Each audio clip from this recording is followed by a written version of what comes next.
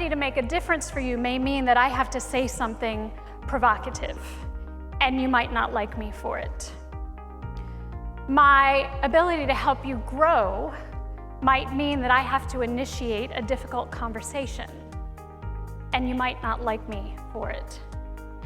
Me doing my job might mean I have to deliver bad news, and you might not like me for it.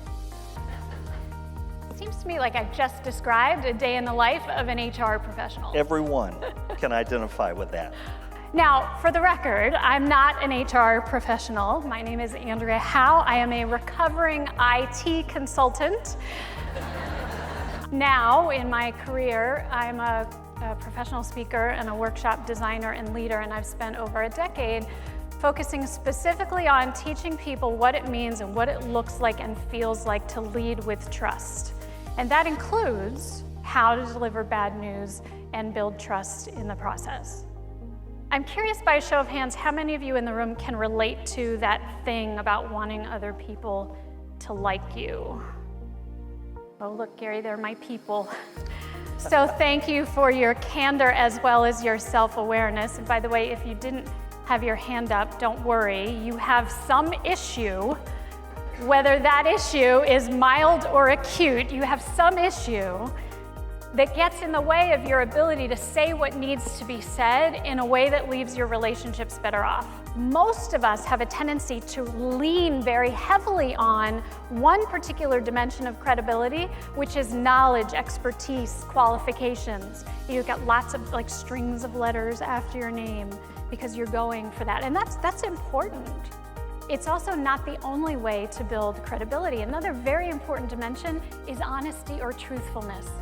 Because in a very weird, sort of paradoxical, doesn't make sense if you think too hard about it way, you actually build more trust in an instant when you're willing to say, you know what, I don't know, or I'm brand new in this area, or I really just screwed that up.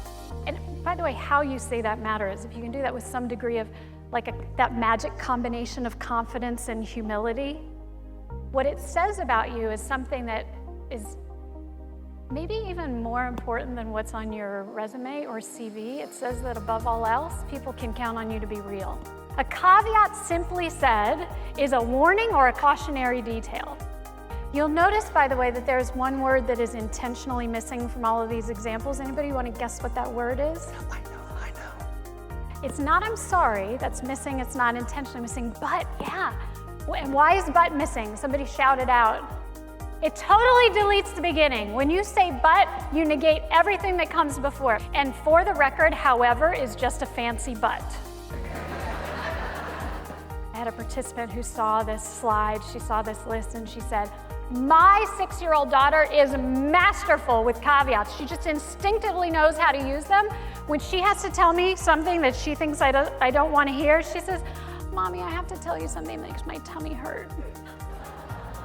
I dare you to use that in the C-suite.